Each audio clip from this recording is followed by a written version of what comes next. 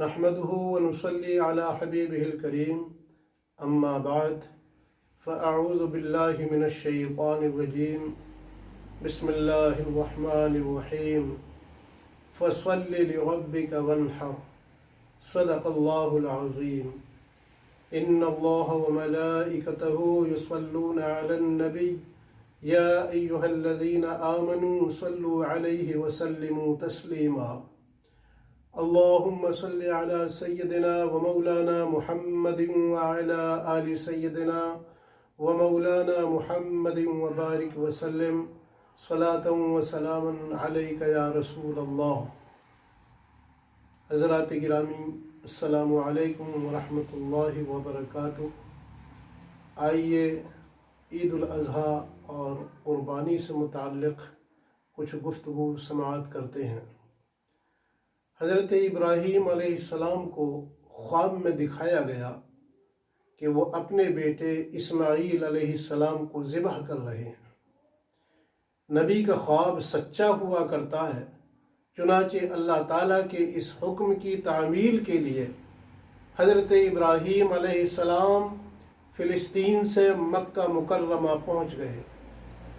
جب باپ نے بیٹے کو بتایا کہ اللہ تعالیٰ نے مجھے تمہیں ذبح کرنے کا حکم دیا ہے، تو فرما بردار بیٹے حضرت اسماعیل علیہ السلام کا جواب تھا، ابا جان، جو کچھ آپ کو حکم دیا جا رہا ہے اسے کر ڈالیے، انشاءاللہ آپ مجھے صبر کرنے والوں میں پائیں گے۔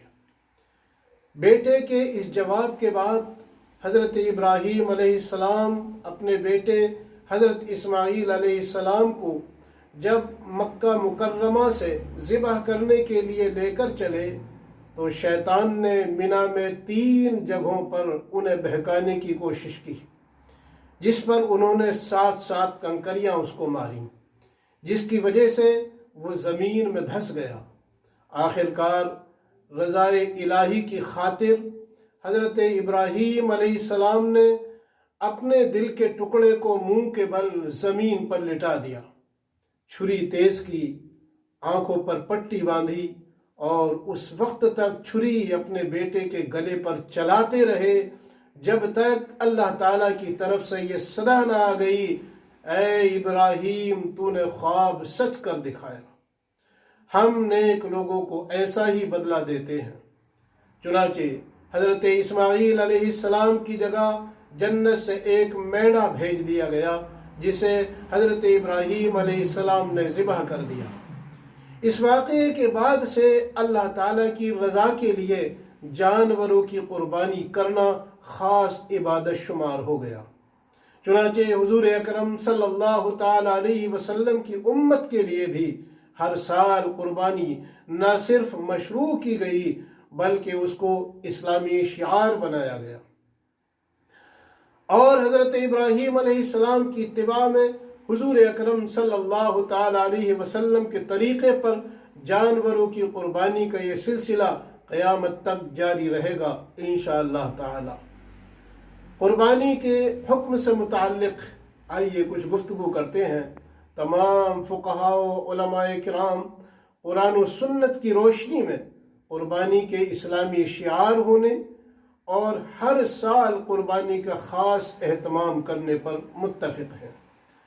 اللہ تعالیٰ نے قرآن کریم میں ارشاد فرمایا، جیسا کہ خطبہ مسنونہ کے بعد میں نے تلاوت کیا، فَصَلِّ لِرَبِّكَ وَانْحَرْ، نماز پڑھیے اپنے رب کے لیے اور قربانی کیجیے۔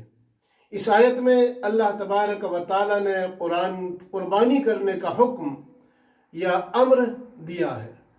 عربی زبان میں امر کا صیغہ عموماً وجوب کے لیے ہوا کرتا ہے۔ ونحر کے متعدد معنی اور مفہوم مراد لیے گئے ہیں، مگر سب سے زیادہ راجح قول قربانی کرنے کا ہی ہے۔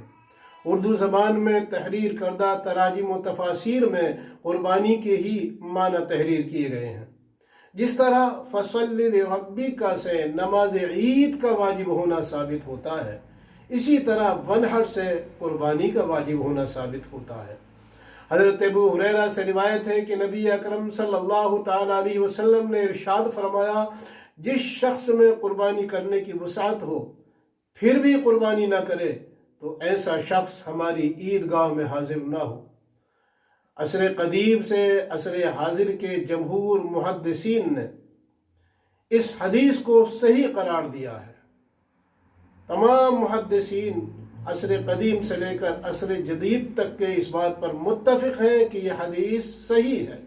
اس حدیث میں نبی اکرم صلی اللہ تعالیٰ علیہ وسلم نے قربانی کی وسعت کے باوجود قربانی نہ کرنے پر سخت وعید کا اعلان کیا ہے، اور اس طرح کی وعید عموماً ترک واجب پر ہی وارد ہوتی ہے۔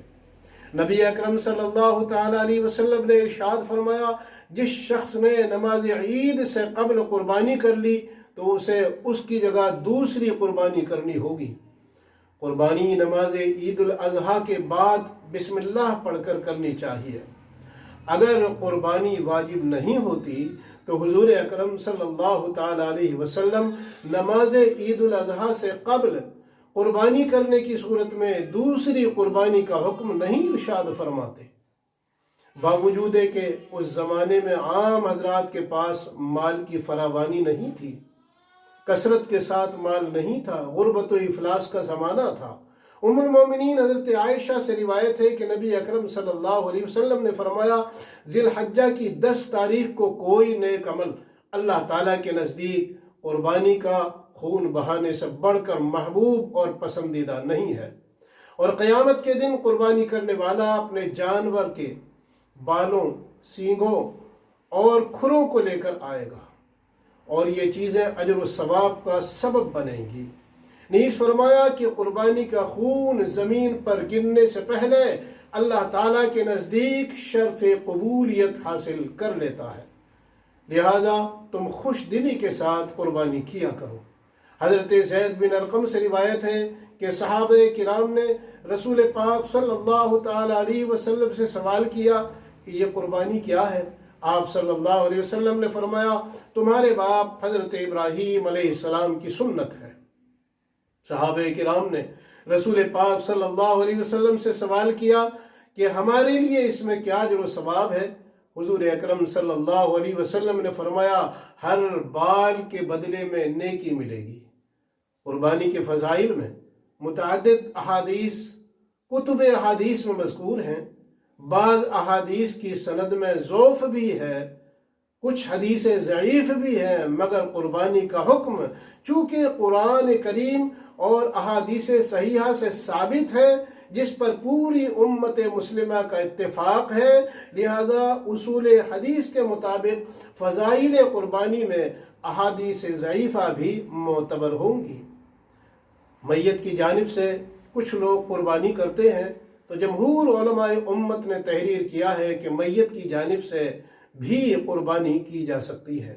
نبی اکرم صلی اللہ تعالیٰ علیہ وسلم اپنی طرف سے قربانی کرنے کے علاوہ امت کے افراد کی جانب سے بھی قربانی فرمایا کرتے تھے۔ اس قربانی کو آپ صلی اللہ علیہ وسلم زندہ افراد کے لیے خاص نہیں کیا کرتے تھے۔ اسی طرح حدیث میں ہے کہ حضرت علی نے 2 قربانیاں کی اور فرمایا کہ نبی اکرم صلی اللہ تعالیٰ علیہ وسلم نے مجھے قربانی کرنے کی وصیت فرمائی تھی، اور اسی لیے میں آپ صلی اللہ تعالیٰ علیہ وسلم کی طرف سے بھی قربانی کرتا ہوں۔ حضرت ام المومنین ام سلمہ رضی اللہ تعالیٰ عنہ سے روایت ہے کہ نبی اکرم صلی اللہ علیہ وسلم نے فرمایا، جب ذی الحجہ کا مہینہ شروع ہو جائے اور تم میں سے جو قربانی کرنے کا ارادہ کرے تو وہ اپنے بال اور ناخن نہ کاٹے۔ اس حدیث اور دیگر احادیث کی روشنی میں قربانی کرنے والوں کے لیے مستحب ہے کہ ذی الحجہ کا چاند نظر آنے کے بعد قربانی کرنے تک جسم کے کسی حصے کے بال اور ناخن نہ کاٹیں۔ ایک شبہ کا ازالہ کر دیتا ہوں، مغربی تہذیب سے متاثر ہو کر بعض حضرات نے ایک نیا فتنہ شروع کر دیا ہے کہ جانوروں کے خون بہانے کے بجائے صدقہ و خیرات کر کے لوگوں کی مدد کی جائے۔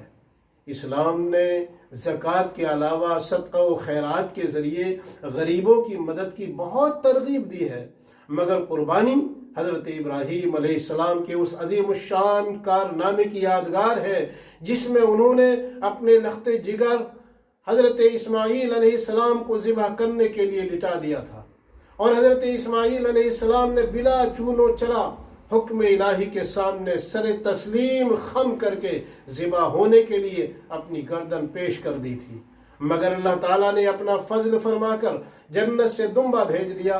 اس عظیم الشان کارنامے پر عمل قربانی کر کے ہی ہو سکتا ہے، محض صدقہ و خیرات سے اس عمل کی یاد تازہ نہیں ہو سکتی۔